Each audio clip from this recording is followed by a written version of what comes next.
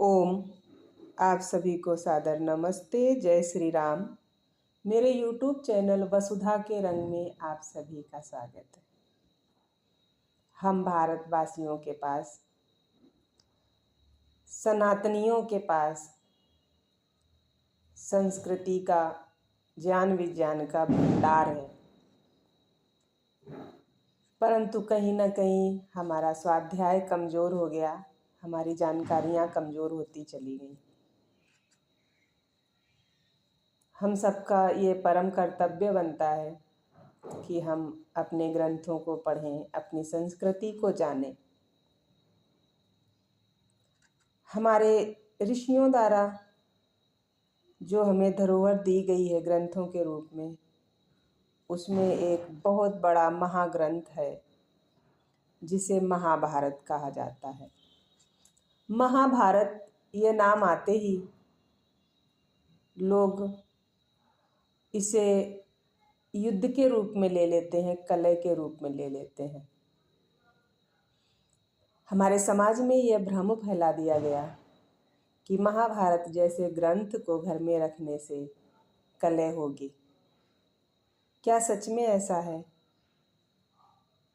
हम भरतवंशी हैं और भरतवंशियों के जन्मों का वर्णन होने के कारण इस ग्रंथ का नाम महाभारत पड़ा, जिसका नाम पहले जय था। तो हमें अपने ग्रंथों से दूर क्यों रखा गया? हमें मिथ्या चीज़ें जो बताई जाती हैं हम उस पर भरोसा क्यों कर लेते हैं?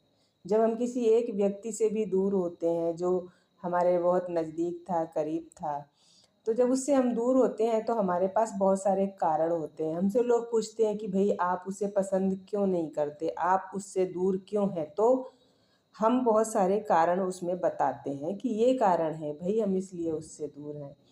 तो हमें जब ये कहा जाता है कि महाभारत नहीं पढ़नी चाहिए, तो फिर हम क्यों नहीं जानना चाहते कि क्यों नहीं पढ़नी चाहिए? जब हमसे कोई पूछे कि क्यों नहीं पढ़नी चाहिए, तो हम क्या उत्तर देंगे? कलह होती है इसलिए नहीं पढ़नी चाहिए। क्या महाभारत ग्रंथ में ऐसा विषय वस्तु है जिससे कलह होती है? क्या सच में हमने उसे पढ़ने के बाद उस ग्रंथ को इस रूप में स्वीकार किया है या सिर्फ सुनी सुनाई बात से? तो आइए जानने का प्रयास करते हैं। मेरे दिल में बड़ी इच्छा जगी कि मैं इस ग्रंथ का अध्ययन करूं। कितना कर पाऊंगी पता नहीं। जो लाभ मैं लेती जाऊंगी उसे अपने चैनल के माध्यम से आप लोगों तक भी पहुंचाऊंगी।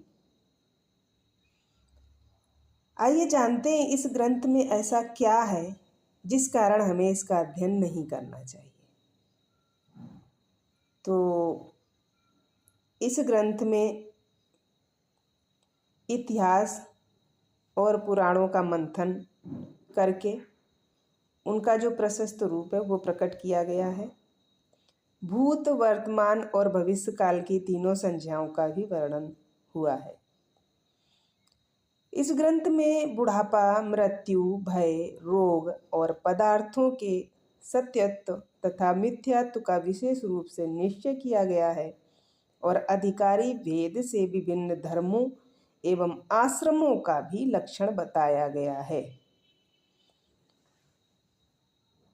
इस ग्रंथ में ब्राह्मण, क्षत्रिय, वैश्य और शूद्र इन चारों वर्णों के कर्तव्य का विधान तथा पुराणों, ब्राह्मण ग्रंथों का संपूर्ण मूल तत्व भी प्रकट हुआ है। तपस्या एवं ब्रह्मचर्य के स्वरूप, अनुष्ठान एवं फलों का विवरण, पृथ्वी, चंद्रमा, सूर्य, ग्रह, नक्षत्र, तारा, सतयुग, त्रेता, द्वापर, कलयुग इन सब के परिमाण और प्रमाण तथा ऋग्वेद, यजुर्वेद एवं सामवेद के आध्यात्मिक अभिप्राय और आध्यात्म शास्त्र का भी विस्तार से वर्णन किया गया है।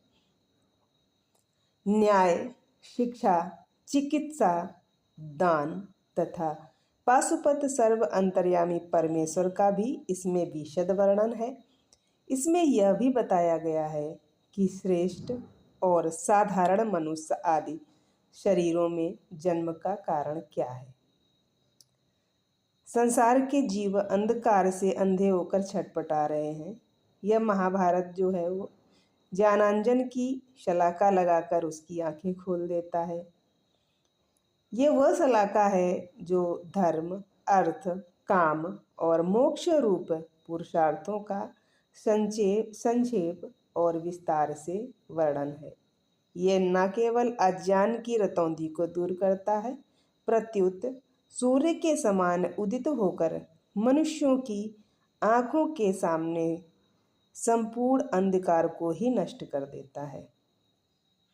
और क्या है महाभारत? महाभारत पूर्ण चंद्रमा के समान है, जिसमें श्रुतियों की चांदनी छिटकती है और मनुष्यों की बुद्धि रूपी कुमुदनी सदा के लिए खिल जाती है। महाभारत इतिहास एक जाजल्वमान दीपक है। यह मुंह अंधकार को मिटाकर लोगों के अंतःकरण रूप संपूर्ण अंतरंग ग्रह को भली भांति ज्ञानालोक से आलोकित कर देता है। संसार में जितने भी श्रेष्ठ कवि होंगे उनके काव्य के लिए यह मूल आश्रय होगा। जैसे मेघ संपूर्ण प्राणियों के लिए जीवन दाता है, वैसे ही यह अक्षय भारत वृक्ष है। यह महाभारत एक वृक्ष है। मैं इस वृक्ष के फलों का वर्णन करूंगा। लेखक इसमें कह रहे हैं,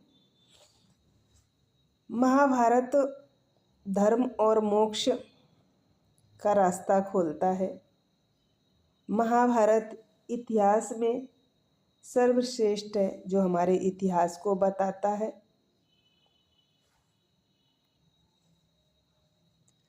असीम बुद्धि वाले महात्मा व्यास ने इसे अर्थशास्त्र कहा है।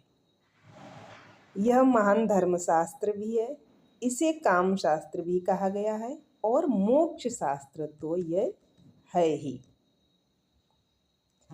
अब इतना सब जानने के बाद कौन इसे नहीं पढ़ना चाहेगा? मैं तो अवश्य पढ़ना चाहूँगी। और जिसमें इस तरह का विषय वस्तु है, क्या सच में वो ऐसा ग्रंथ है जिसको पढ़ने से घर में कलह होगी? क्या सच में वो ऐसा ग्रंथ होगा जिसे पढ़ना नहीं चाहिए? मेरी समझ से तो बिल्कुल भी ऐसा नहीं है। महाभारत ग्रंथ जो है इसको कृष्ण द्वैपायन व्यास जी ने लिखा है और इस ग्रंथ को लिखने में उन्हें 3 वर्ष का समय लगा था, ऐसा पढ़ने में आया है।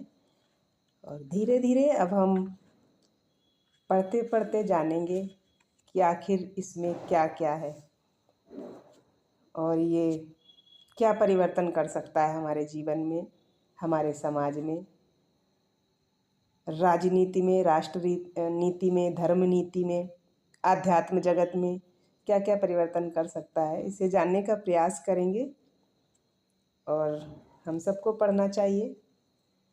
चलिए, मैं लाभ लूँगी, आप लोगों को भी अपने चैनल के माध्यम से देती रहूँगी। आप लोगों को पुनः सादर नमस्ते। जय श्री राम।